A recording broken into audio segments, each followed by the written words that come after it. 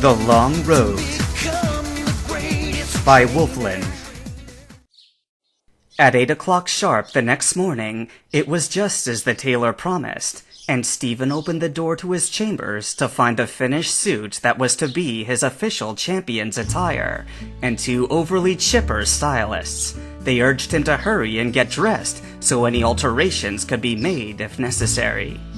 As it turned out, the tailor had done an impeccable job, and the suit fit like a glove, leaving nothing else to do but focus on the little things.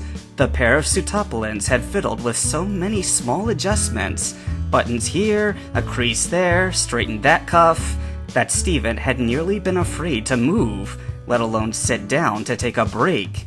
At least, that was, until Drake came bustling in and shooed the two of them out, grumbling something about too much fuss and peace and quiet.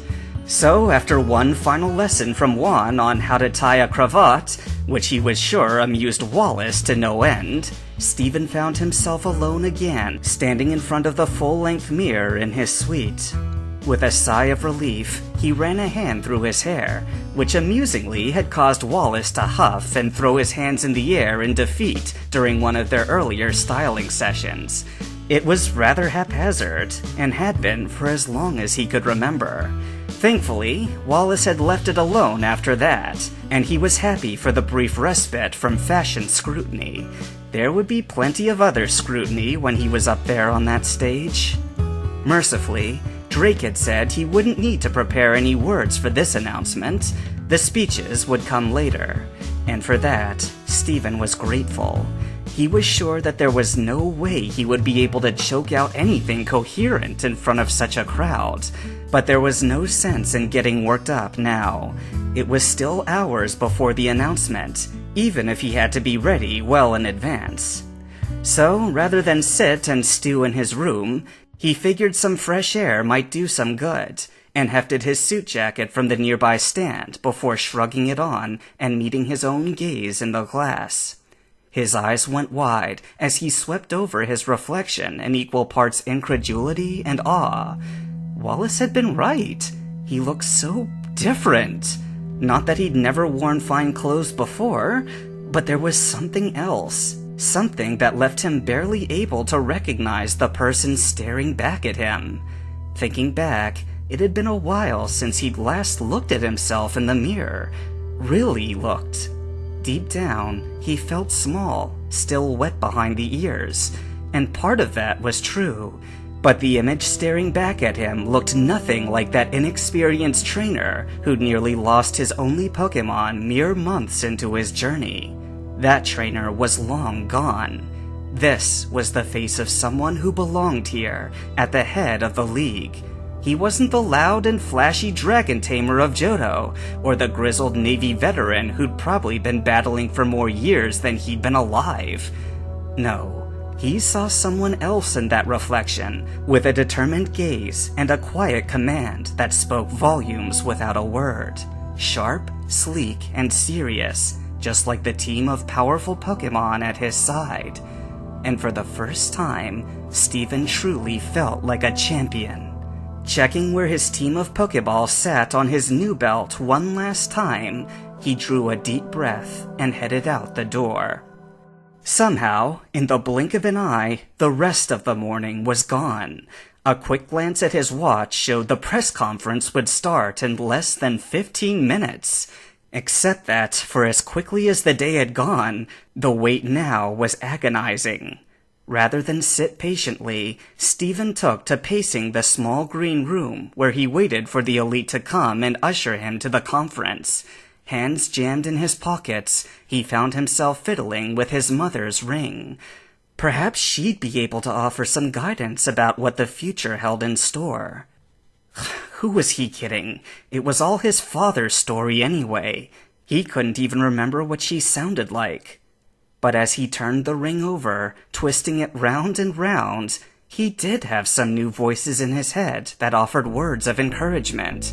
The Elite Four and former champion had all worked to bolster his confidence before the big day. Sitting around the conference table, the echoes of their conversation came tumbling back. Iona had given him a bright grin. "Don't you listen to anyone who says this was all a fluke, or some stroke of divine luck. I know a thing or two about gods and blessings from my days back in Johto, and let me tell you that this victory is all your own doing. Because there will be doubters, there always are. You just hold your head high. You earned the title fair and square." Glacia's piercing stare never left his own, but this time it hadn't sent a shiver down his spine. "I've seen you battle firsthand. I know you're more than capable as our champion. You'll have to forgive me, though, if I don't let any challengers through to your chambers. You're the first trainer in a long time that has lit such a competitive fire beneath me." The look in Phoebe's eyes had been distant, yet firm. "You made even the spirits tremble with anticipation. They could feel this was your destiny. And I think deep down I knew it too. I still have a lot to learn about the spirits, and the League too, so let's continue to get stronger together." Drake had given him a pat on the back before sending him on his way at the end of their meeting. The old sailor smiled, eyeing the way the elites excitedly chatted with one another. "It's not every day they have a new champion to celebrate. We're all equals here, and they're excited to have you. Even Glacia, though she might not look it. We all learn as we go, lad. You're quick on your feet, so you'll go far, that's for sure. They won't let you down either. Never be afraid to ask the elite for help. This league does not rest solely on one man's shoulders." Only Simon had remained relatively quiet, mumbling something about lifetime accomplishments, and Stephen was sure he heard the word retirement in there too, but the sentiment still stood. It was a unanimous vote of confidence, including the former champion himself. The elite had so readily accepted him into their midst, given him advice, made him one of their own. It was humbling, to say the least, and Drake almost seemed proud to be handing the title over. His father had said the same thing. He'd been proud of what Stephen had achieved, which almost felt as strange as having the person he'd just usurped the title from express the same sentiment. It wasn't that his father had never been proud of him. In fact, it was quite the opposite. But he was sure it had always been with one thing in mind: Devon.